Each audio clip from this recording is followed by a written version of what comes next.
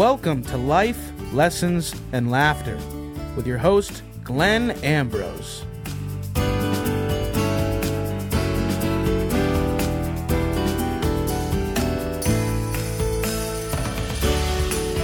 Let's do this thing. That's my new opening. I like it. Welcome to Life, Lessons, and Laughter with Glenn Ambrose. How are we today, Ben? We are good. Good. Today, we're talking about meditation. What do you think about that, Ben? Do you have any questions about meditation, Ben? I have a lot, and I think they're going to unfold over the next hour. Ooh. Boy, I'm on I'm the sorry, edge of my half hour. seat. Half hour. This is a half-hour show. Yeah, don't freak me out. I can only sit still for so long. Which is why I meditate. Right. You wanted me to... See what I did there? Did you want me to start off with the definition? No. Okay. I'll I don't know why you had me look them up. I think they're going to come into play at some point. Okay. But we're just going to walk blindly for a little bit. Just sit idly by. Yes. I actually want to start with one of my favorite definitions of it. Michael Bernard Beckwith. He said, meditation is the indistractable attention to what is. Because he says that a lot of people try to do something before understanding what it is. And they have to understand what it is first.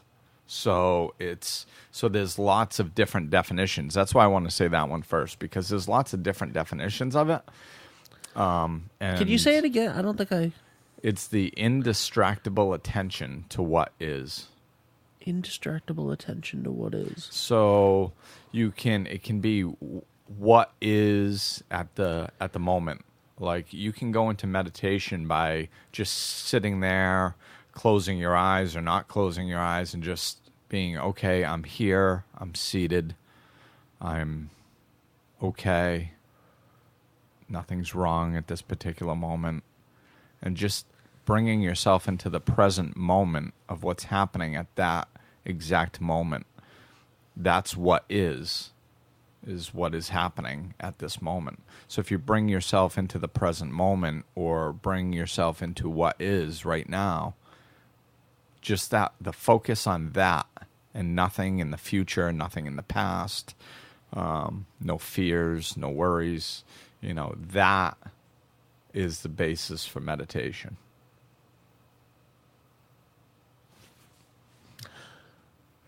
Wow. Yeah. Well, you just blew my mind, man. It's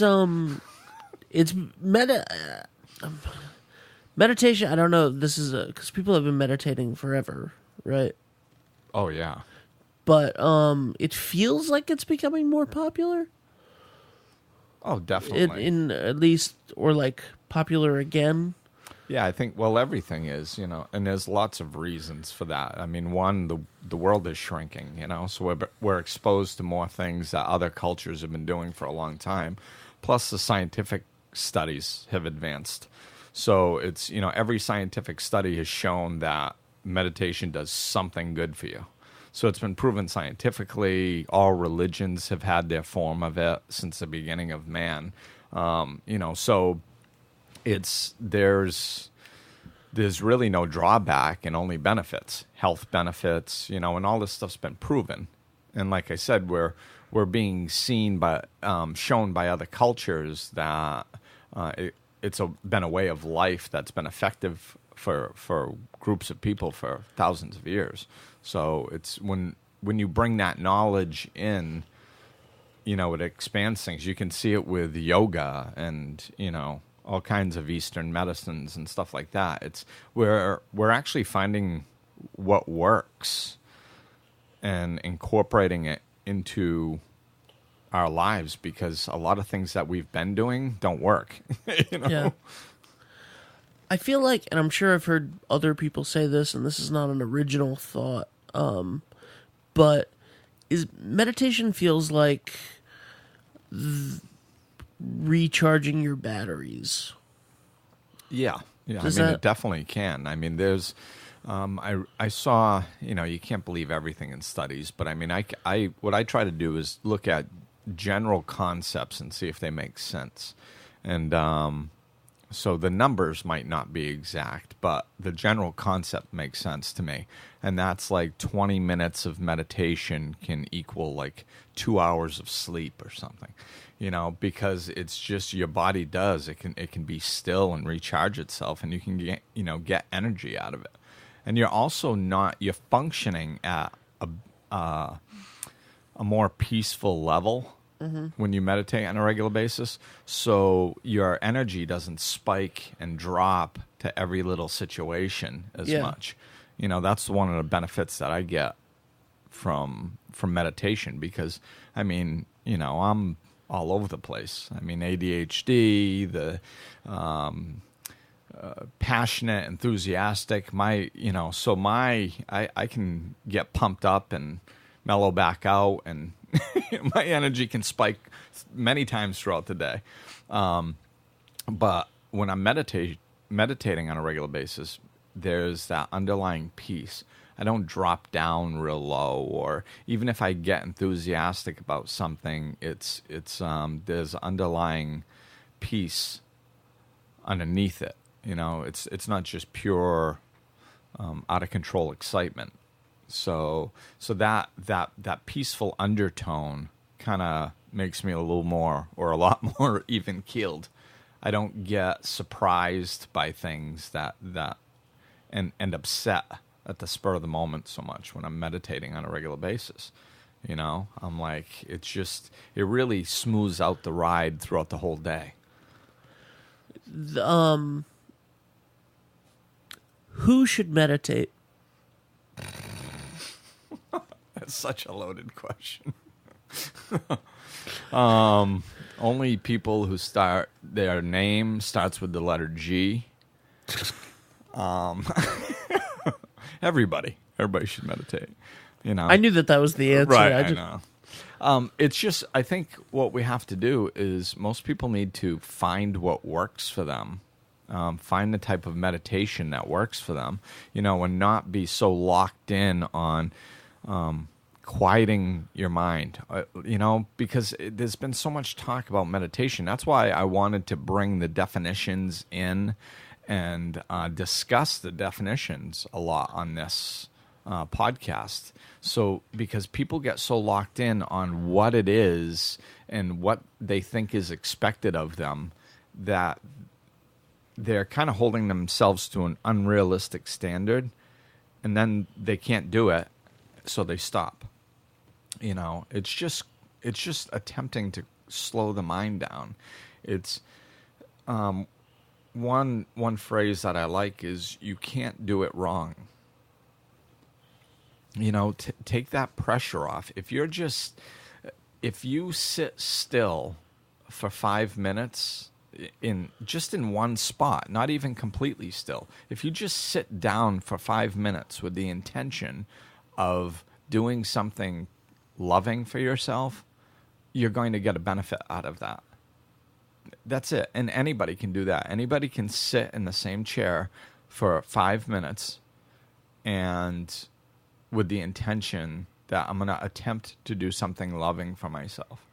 And if you do that, you will start getting benefits, and it takes time. There's days when I meditate that my mind is racing the whole time. And sometimes that goes on for periods of time, but I don't stop taking that time for myself.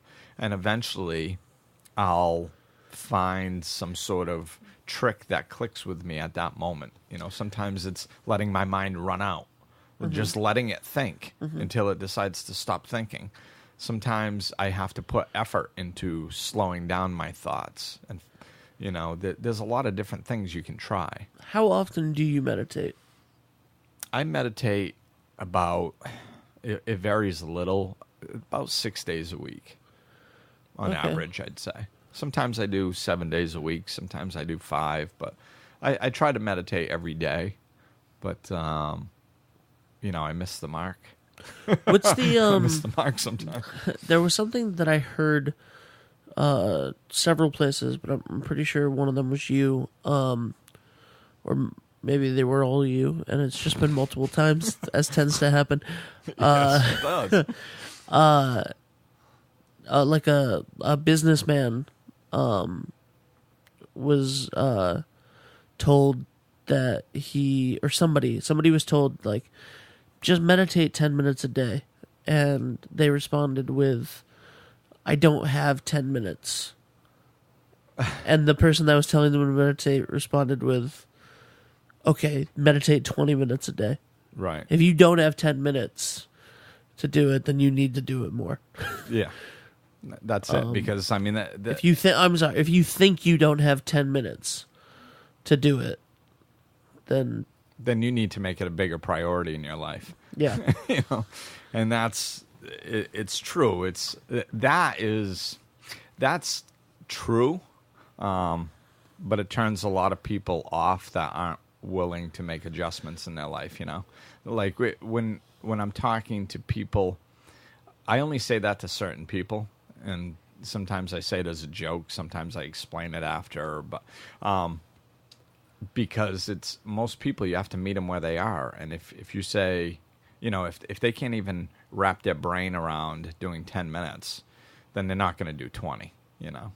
But that just goes to show that they need it more, because if they can't wrap their brain around, you know, being able to stop for 10 minutes a day, I mean, like if you step back from that, you know, because I've had a lot of people say that I can't do that. I just don't have time. I've had many people say that. And if you know, it kind of sounds funny, but if you follow that thought a little bit, there's 24 hours in a day. This is going to benefit your life. Every scientific study has said it. Every religion has had their form of it. And you're definitely going to benefit from it. And you can't find 10 minutes in a 24-hour period that, like, to give yourself some self-love, to attempt to better your life, to find some peace and happiness in your life. You can't, like, dictate that much time. That's really bad. You literally have 144 opportunities of 10-minute increments per day. Yeah. See, there you go. And you can't take one of those to pursue any type of peace or happiness in your life. Like, and you will not have peace or happiness in your life. I'm not saying that you won't have it if you don't meditate. What I'm saying is you won't have it if you can't set aside 10 minutes to look for it. You know, if you don't put any effort into finding happiness throughout your day, you will not have it in your day. It's that easy. So I have a couple questions that are, you know, whatever. Questions? Number one. So to meditate, I have to sit on a large pillow with my... I really want to say the term that was used when I was a kid, but it's racist. Kind of. I have no idea where you're going. I'm going to say crisscross, with my legs crisscrossed. Oh.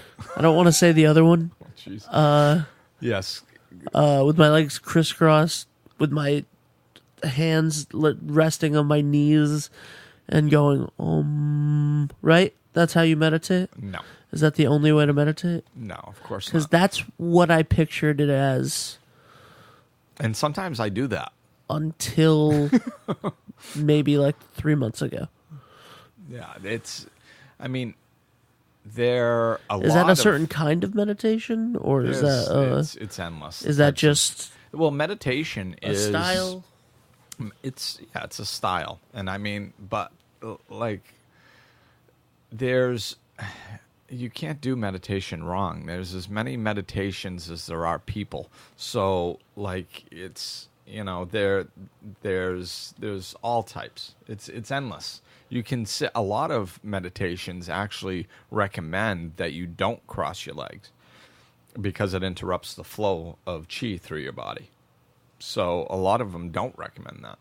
You know, I know like John of God in Brazil, when they have people meditating in a room near where he does his healings, and they don't allow anybody to cross anything, you know, because they feel it interrupts the flow. But so there's as many beliefs as there are, meditations, but it's just a matter of trying to be still. It's be still and know that I am God. It's, that's a very famous line from Christianity. It's in the stillness. That's where you can listen to yourself. That's where you can connect with whatever you believe in as a higher power. It's in that stillness. If we don't slow down enough just to be still for a little bit, we really don't. How can we even know what we want if we don't slow down enough to listen to ourselves? We're always going 90 miles an hour, and our brain is in control of us. We're not in control of it. And that's what meditation does. It helps us be in control of our brain. Our brain is a tool. We're supposed to be able to use it to go, hey, what's 2 + 2? 4? Okay, thank you. And then turn it off. But if we don't ever turn it off, it's incessantly running and dictating. And there's that conversation going in our head that's we're not even in control of.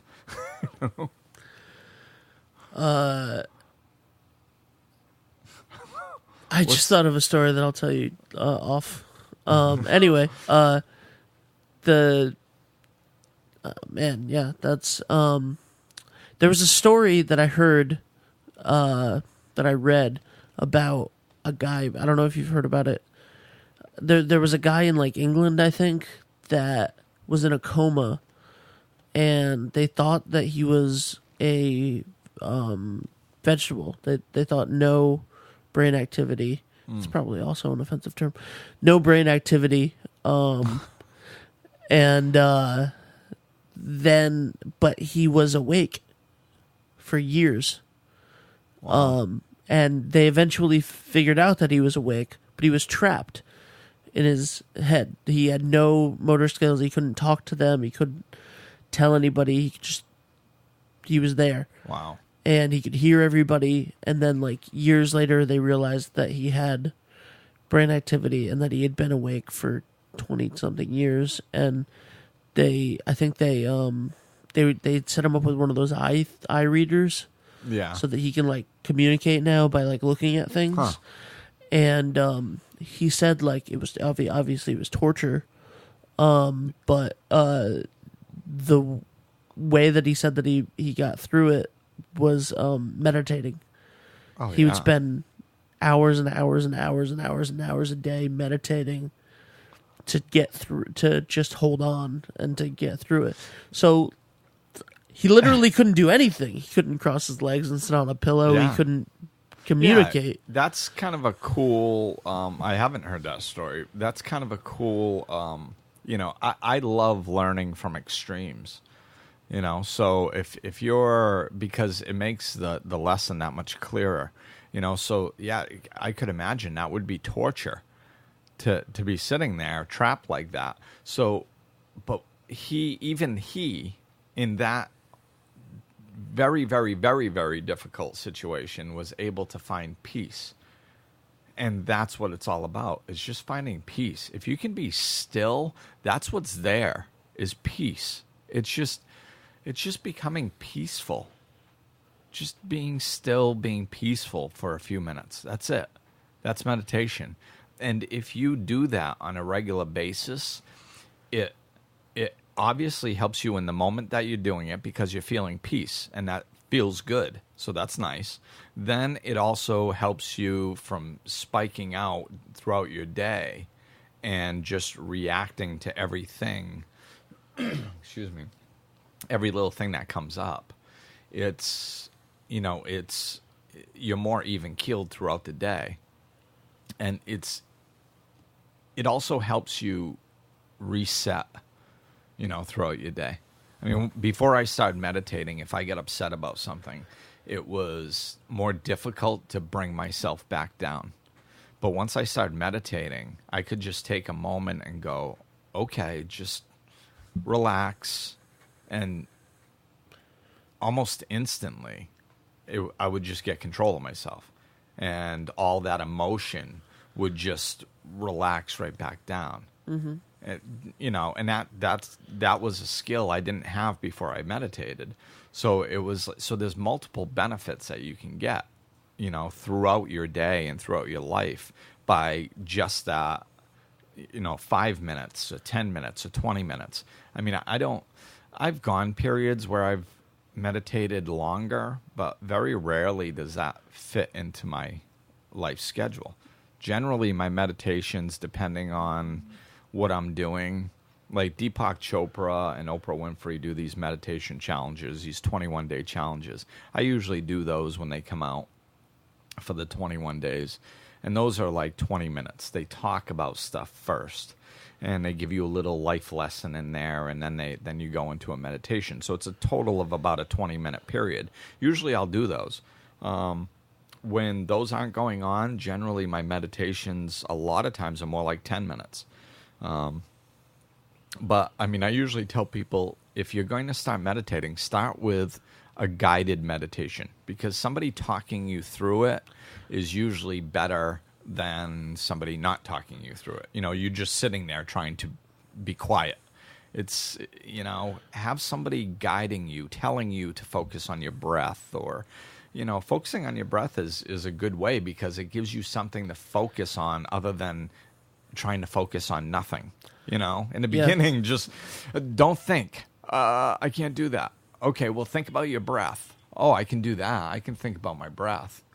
All right, cool. So you think about your breath, and that's, it's helpful if you're thinking about something, your chest rising, your chest falling, your stomach rising, your stomach falling, with your breath, that gives you something to focus on.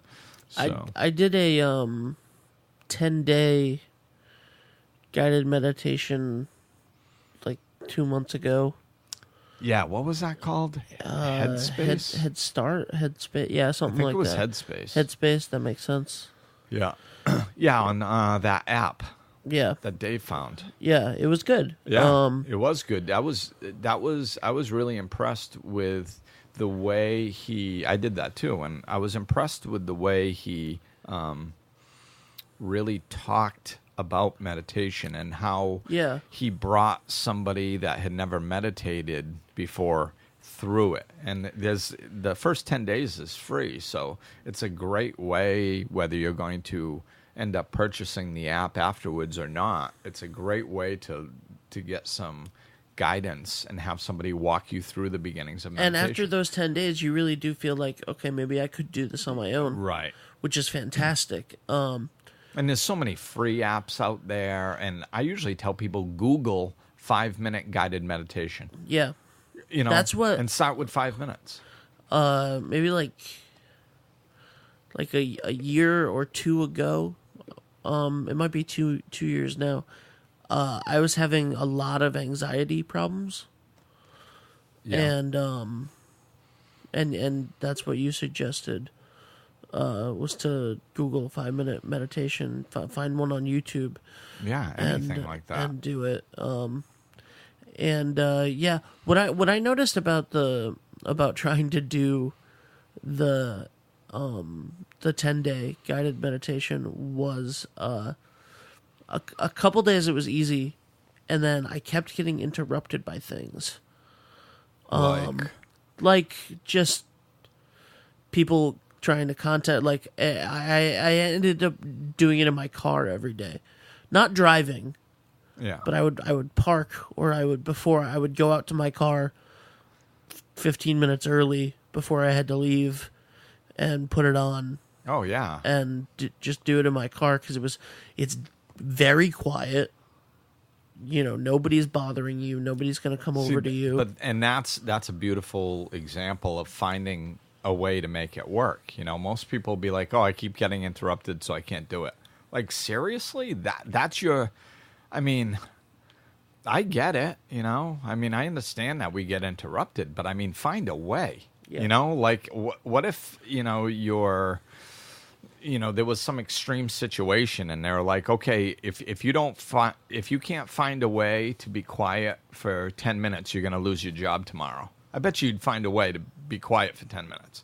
But Yeah. but generally people they're looking for an excuse so they don't have to finish, so they don't have to follow through with it. And it's like something like that. You can find a way to be still. And even if it takes you, let's say it takes you 3 months to find a way to be still for 10 minutes a day, fine. Who cares? Take 3 months to find a way to be still. Just don't give up on it. Because after that 3 months, you can be still for 10 minutes for the rest of your life. Yeah. If you give up, then you don't get it.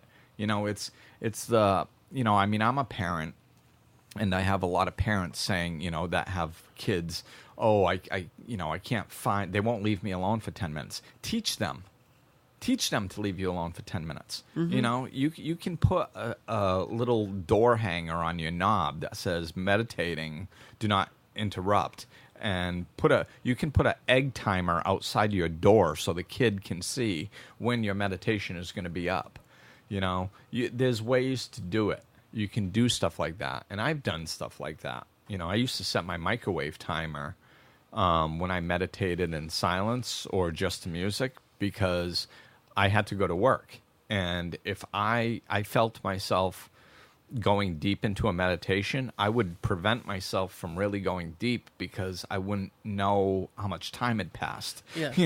So I set my microwave timer for 10 minutes, and then it would go off. I'd be like, oh, okay, my meditation's done, and it would allow me to drop deeper, But there is a way, and it's if you...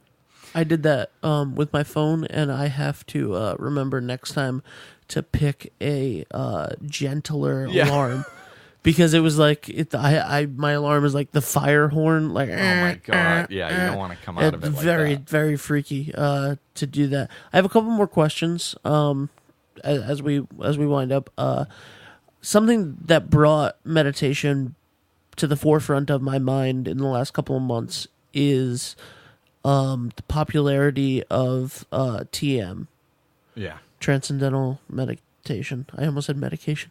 Transcendental Meditation, which is very popular with, and has been, I guess, for a long time. Oh yeah, with celebrities and a lot of people, but like the reason why it's talked about that I've heard it is like Jerry Seinfeld right. does it, a ton of people. Jerry Seinfeld like is a huge advocate for it, but yeah, Oprah does it. Yeah, I believe Oprah does it with her whole company. Oh wow. Her whole company has a meditation period, I believe. That's transcendental meditation. Yeah. And I'd stumbling over that word, transcendental meditation. Yeah. But it's weird because 20 you say minutes a day. transcendental fine. Right. Yeah. And then as soon as, anyway, 20 minutes a day, twice a day, I believe, is what that does. I looked into it at one point. And, it's phenomenal. Why? Because it's meditation twice a day for 20 minutes. That's why it's wonderful. There's some structure to it. Generally, when I looked into it, I didn't do it just because I didn't have, whatever it was at the time, $300 or $500 to go learn it. And I looked into it, and some people said, oh yes, it's wonderful. Some people said it's meditation. If you meditate, you're going to get the benefits. So Pete Holmes is a big advocate for meditation. He has the podcast that I've mentioned like 100 times now on here. But he says the same thing. He's like, TM is amazing, but it's meditation. Right. It's expensive. If you can't afford it, just find a different way to meditate. Right. And if you've got, $300 or $500 laying around, you'd like to get some instruction on it, go do it. Yeah. Absolutely. But if you don't, it's not the end all be all. Meditation is meditation. Finally, I think that it would be weird if we went through an entire half-hour conversation about meditation and we didn't say the word mantra once. Mantra, yeah. So, what is a mantra? Is a mantra necessary? It's not necessary. Is anything a mantra? You can use anything as a mantra.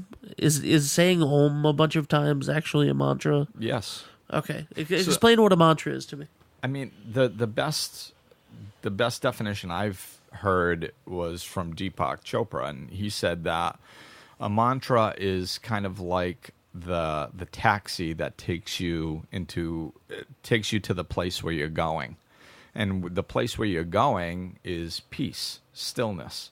So that's where you're going. The mantra gives you something to focus on that can take you there. So it's just generally it's a phrase or word that's repeated over and over.